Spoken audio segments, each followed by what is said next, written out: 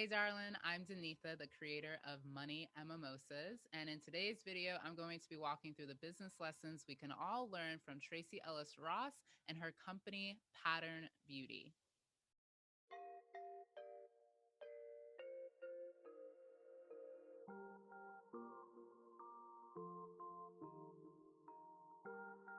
Before we hop into the business lessons I feel we can learn from Tracee Ellis Ross, I want to first say happy Friday. You may not be watching this video on Friday, but I upload these videos on Friday because I do my weekly money dates on Friday. Money Mimosas is all about money tips that we can all use to attract peace and prosperity into our lives. And money dates is a financial spiritual practice that I've been doing for many years to heal my relationship with money and to attract abundance, peace, and prosperity, joy, beauty into my life. If you aren't familiar with Money Dates, be sure to check out this video where I walk through all the steps. You can also download a free checklist over at moneymimosas.com.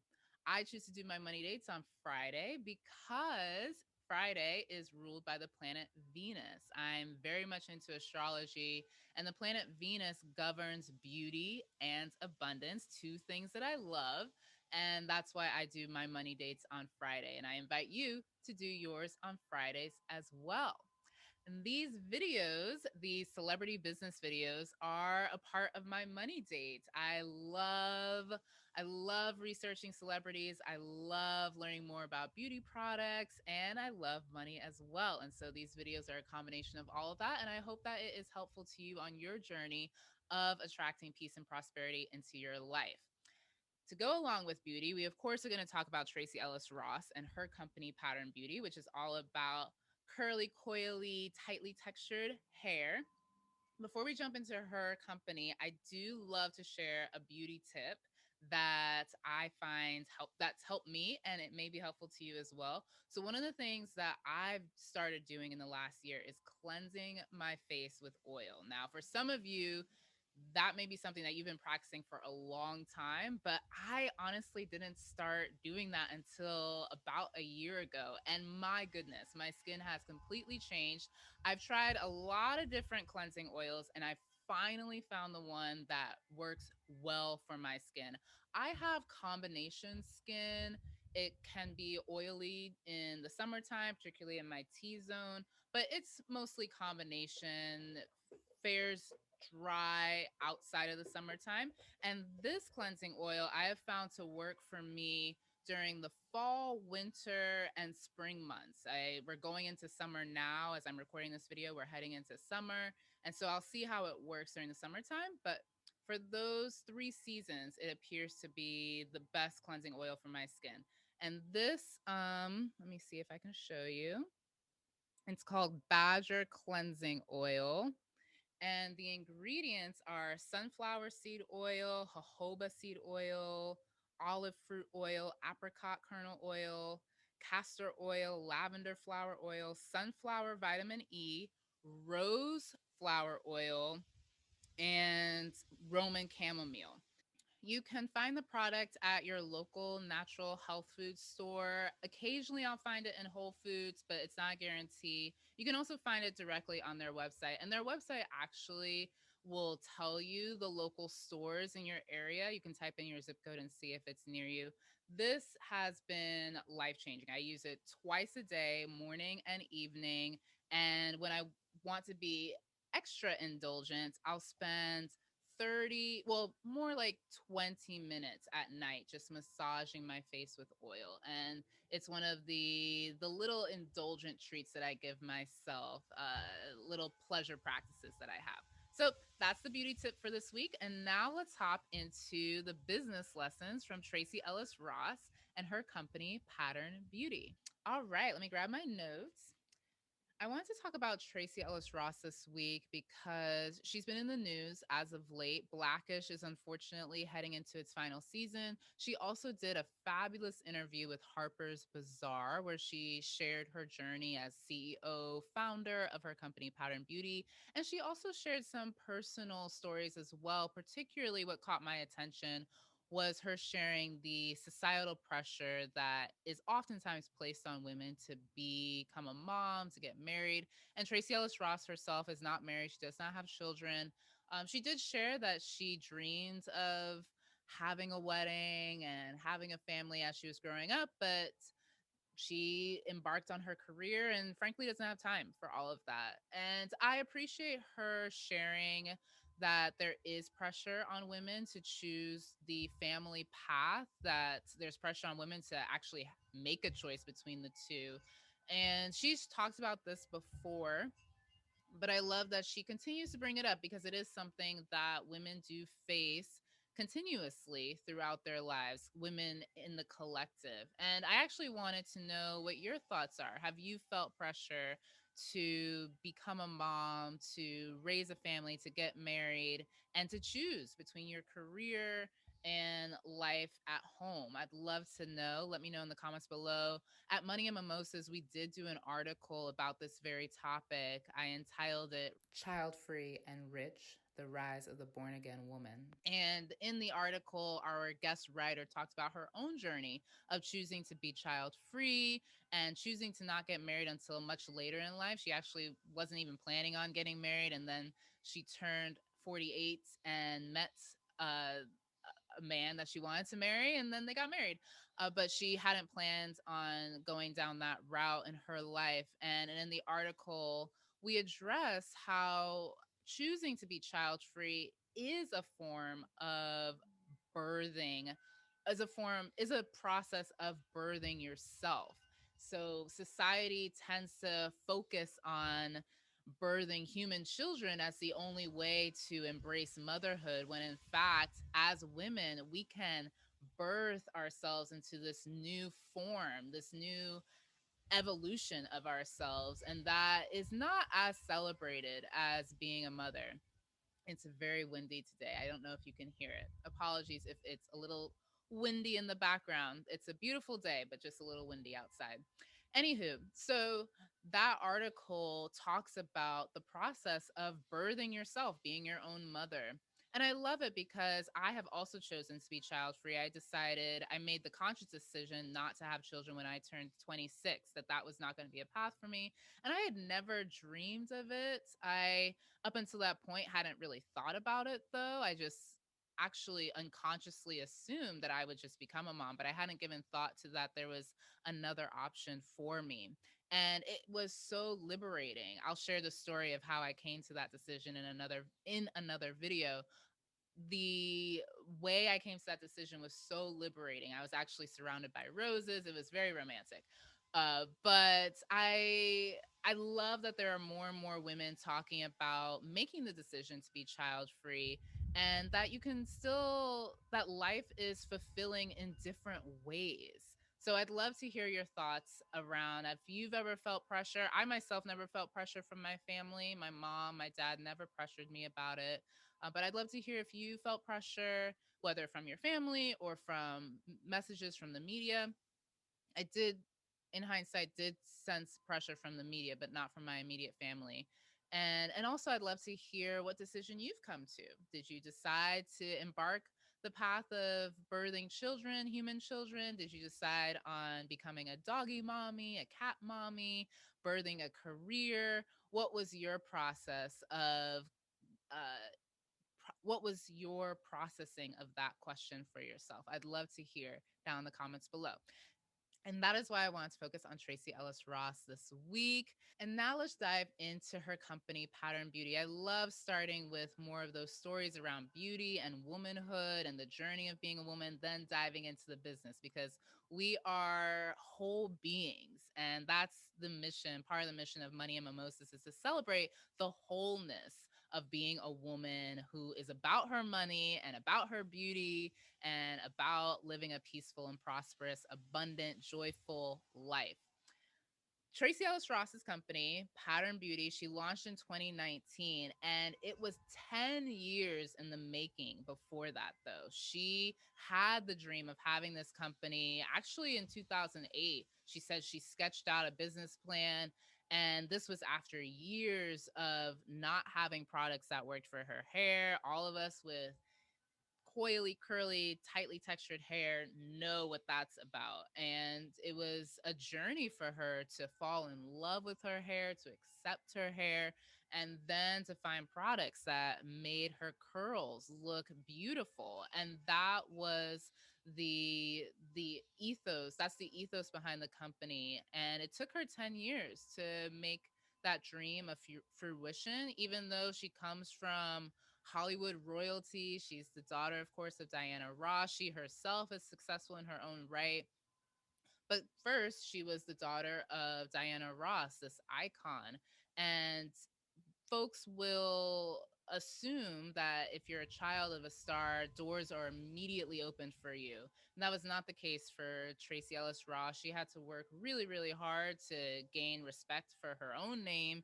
And part of her journey of gaining respect was getting respect for her company, Pattern Beauty, what is now known as Pattern Beauty, because a lot of doors were actually closed in her face in the beginning. Folks didn't think that people would want to buy beauty products from a celebrity. They didn't think there was a market for this textured hair. They thought she just didn't have the business chops. So she went through a decade of trying to make this dream come true.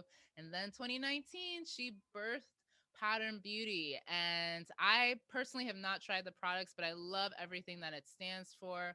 I love everything. I love everything about the branding, about the messaging. One key part about the messaging that she wanted to ensure was conveyed was that we're not trying to change your hair. We're not saying that your hair is bad. It just needs support. And that support is hydration, right?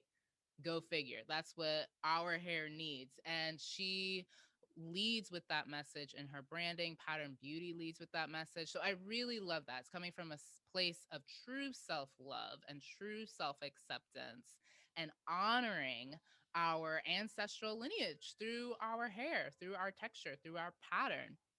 So, Pattern Beauty, it's a hair care line for curly, coily, and tight textured hair, and it's has several different product lines. It's got a wash day line, a treatment line that's based on ancient practices.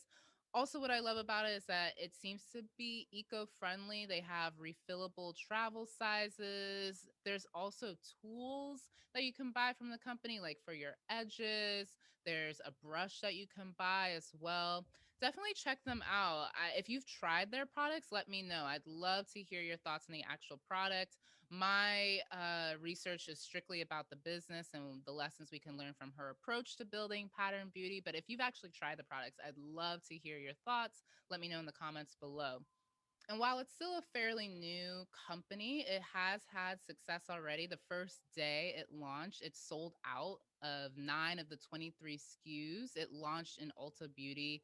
And so that's really exciting. And time will tell how it evolves and where she takes it from here. But so far, it's doing really well. And it's such a testament to all of us that have a dream that we want to make come true. So, the business lessons that we can learn from Tracee Ellis Ross and her company, Pattern Beauty. Number one is from me, she was insistent on retaining creative control. She partnered with a company called the Beach House Group. So a research they are a behind the scenes company that partners with celebrities and influencers who want to bring a brand to life. They do research and development, manufacturing. From my understanding, they are the ones that help bring it to the market. And she was insistent, though, that when partnering with them and any other partners, was that she was going to be in control of the creative, of the messaging, and the partners she would surround herself with would help with the operations, the distribution and the nuts and bolts, and the brass tacks of a company, the things that, like, you know crossing your T's, dotting your I's types of things, which is still really important, obviously, for a company. But she wanted to ensure that her partners were focused on the operations and she herself would be in charge of the creative, in terms of ensuring that the photographers that they hired were of color, the models that they hired were representative of real women who have curly, coily, tightly textured hair. And it's not just women, in fact, it's all genders. And she wanted to ensure that the way the brand was positioned aesthetically was true to her mission of self love, self acceptance of our natural hair texture, and respectful of our ancestral lineage. And that is clear when you look at the branding, when you go to the website, when you go to their Instagram account, when you go to their YouTube. It's very clear that the creative touch is coming from a woman who has walked in these shoes. It's not some random white guy in an ivory tower talking about, oh, this is what you need to do with your hair. No, she knows what hydration means for curly, coily, tightly textured hair, and how we need to feel nurtured and nourished through the process when we're buying a product like this. We want to be seen and recognized and celebrated. So I love that. And that's a lesson for all of us as we continue to expand our businesses and bring in outside interests, outsiders that can certainly help us take the business to the next level, whether that's investors or hiring a partner, hiring someone for your company. Ensure that you are hiring them for the parts of the business that may not be your strong suits, where you do need support, and that they are not, though, overstepping the areas that you uniquely bring to the table. That is such a lesson that we can all take from Tracee Ellis Ross. Another lesson is I love how she is finding a delicate balance between being a CEO and a celebrity spokesperson. In one of her interviews, or one of the articles I read, it was in Forbes. She said that she didn't necessarily want to be a celebrity spokesperson. She wanted to wear that CEO hat, which means being very strategic and looking at and not just focus on the creative, but also focus on growth and the planning behind building a successful business. And who knows what her ultimate goal is with the company, whether it's to be acquired or continue to be independent, perhaps go public, whatever the goal is. She wanted to ensure that she was a part of those conversations and had a hand in the development of the business towards whatever end she sees for it. And that's a delicate balance, though, with her being a celebrity spokesperson. Of course, she needs to bring her celebrity to this business. That is such an asset to see a brand have Tracee Ellis Ross's face and her hair as part of the branding. Of course, you want to use that as an asset, but sometimes that can dilute the messaging of the company and can alienate perhaps some customers who don't necessarily see themselves in you. So I love that she is clearly wearing the CEO hat. You can see that in some of the decisions that have been made around the business. Visually, you can see that on the website, where it doesn't lead with her face. Her face is there on the website, but it leads with other models at first, and then you see Tracee Ellis Ross. But then she's very much also the celebrity spokesperson. She does interviews on various networks and with various publications about the product line. And she's very much part of the face of the company. And she balances that with bringing in other faces so that it's representative of a more holistic community. And the final lesson that we can all learn from Tracee Ellis Ross is perseverance. My goodness, her dream was over 10 years in the making, and it would have been so easy to give up. I mean, 10 years in hindsight may seem like a short period of time. However, as you're going through it, it is such such a journey, and I know that from experience. I'm almost 10 years into creating Money and Mimosas, and sometimes it feels like it was just yesterday that I launched it. Other times I'm like, oh my goodness, I'm a completely different woman than I was when I first launched this. And there have been so many ups and downs and rejections and low points and questioning whether or not this was worth it, whether or not it would, if anyone even wanted this information. And similar with Tracee Ellis Ross, she faced so many rejections in the beginning, even given her elite status in society. You know, the daughter of an icon, a celebrity actress, her as well, a successful model, and she still faced criticism and doubt and persevered, continued to take that criticism, that rejection, and alchemize it, turn it into something that was useful. The pushback she would get, I'm sure it hurt her. Some of the doubt that was thrown at her, but she reframed it. In some of the interviews, she shares that the pushback she would receive, she would listen to it and see, okay, where might they be coming from with this? And how can I improve on my business plan, my approach in order to make this dream a reality? And that is not easy to do. It's not easy to do, especially when that pushback and that rejection is coming from people who don't know, have no idea what they're talking about. No clue. No clue. White men, white women, they have no clue what they're talking about when it pertains to this hair care line. And she knew exactly what she was talking about. And she kept pushing and went for her dreams. And now she's been able to birth this beautiful brand, beautiful company, and fully step into her role as CEO, founder. And I am so thrilled for her, so delighted that we can all watch and learn from the steps she's taking to build her empire. She's a queen. Love, love, love it. And that is it for this video. I hope it was helpful to you. Let me know your thoughts down below.